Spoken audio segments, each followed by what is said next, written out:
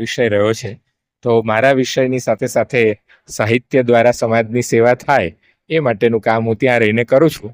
મૂળ તો હું વિદ્યાનગરનો જ અને સરદાર પટેલ યુનિવર્સિટીનો જ અધ્યાપક છું અને એનું મને ગૌરવ છે. હવે એક સાહિત્યકાર છો તમે, તો એક સાહિત્યકાર તરીકે યુવા મહોત્સવને કેવી રીતે મૂલવો છો? યુવા મહોત્સવ એક યુવાનોમાં રહેલી જે પ્રતિભા છે એને પારખવા માટેનું બહુ સરસ એક પ્લેટફોર્મ છે.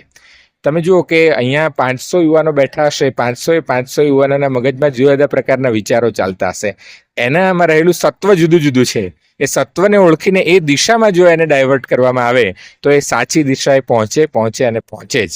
આ જે તક છે એ આપણને વર્ગખંડમાં ઓછી મળતી હોય છે. આવા માધ્યમો દ્વારા વિદ્યાર્થી ખુલતો હોય છે, ખીલતો હોય છે અને અધ્યાપકોની એ ક્ષેત્રના લોકોની નજીક આવતો હોય છે, જે એના જીવનમાં બહુ મોટું સંભારણું બની જતું હોય છે. તમે તમારા વક્તવ્યમાં કીધું કે હું પણ યુવા મહોત્સવની પ્રોડક્ટ છું, તો એઝ અમે પણ એ જ રીતે આવ્યા છે. તો આવનાર સમયની અંદર યુવાનોને તમે કઈ અપીલ કરી શકો? યુવાનોને ખાસ તો એ અપીલ કરવાની કે આપણે અત્યારે તમે જુઓ કે બધું નાનું થતું જાય છે, રીલનો જમાનો છે, એટલે આપણે કોઈ પણ જ્ઞાન જે મેળવવું છે એમાં છબછબિયા નથી કરવા, આપણે ઊંડે ઉતરવું છે. અને ઊંડે ઉતરવા માટે સતત પ્રયાસો કરવા પડશે, સ્વાધ્યાય કરવા પડશે, તપ કરવા પડશે. આજે તમે જુઓ દરેક યુવાનને કલાકાર થવું છે, સાહિત્યકાર થવું છે, પણ ઝડપથી આગળ વધી જવું છે. તો આ ઝડપ જે છે એની સાથે ઊંડાણ વધે તો એ ગતિ જે છે એ વધારે સારી રીતે લંબાણ વધશે. તો એટલે ખાસ યુવાનોને અપીલ કરવાની કે સ્વાધ્યાયમાં આળસ નહીં કરવાની અને વધારે ને વધારે આપણે ત્યાં શબ્દ જ છે, તમે જુઓ કલા સાધક એવો શબ્દ છે આપણે ત્યાં, કલાકાર પછી આવ્યો. તો આ સાધના છે અને સાધનાની નિરંતરતા જે છે એ આપણને આપણા મુકામ સુધી પહોંચાડશે. એ આપણું લક્ષ્ય હોવું જોઈએ. જો એ ચરેવેતીના મંત્ર સાથે આગળ વધશે તો પૈસો, સંપત્તિ, પ્રતિષ્ઠા આ બધું બાય પ્રોડક્ટ છે, આપોઆપ મળવાનું છે.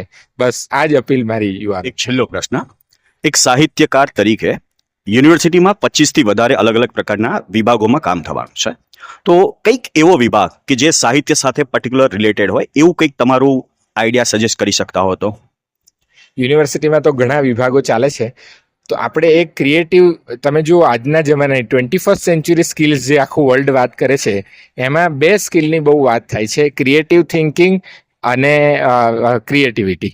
બરાબર, એટલે ક્રિએટિવ થિંકિંગ અને પ્રોબ્લેમ સોલ્વિંગ. તો એ પ્રોબ્લેમ સોલ્વિંગ અને ક્રિએટિવ થિંકિંગ જે છે આ કલાઓના માધ્યમથી આપણે આગળ વધારી શકીએ.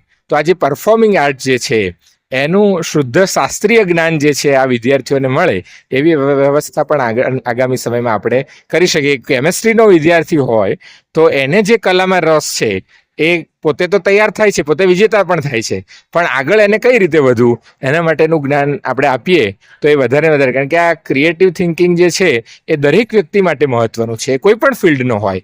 તો એ ક્રિએટિવ થિંકિંગ કઈ રીતે આવે, એ ડિઝાઇન થિંકિંગ પણ આજના જમાનામાં લોકો એને કહે છે. તો એ એપ્રોચ આખો માઇન્ડસેટ બને વિદ્યાર્થીઓનો, એ માટેનું પ્રયાસ કરવાની જવાબદારી યુનિવર્સિટીની છે. તો એ આપણે આગળ કરવું જોઈએ.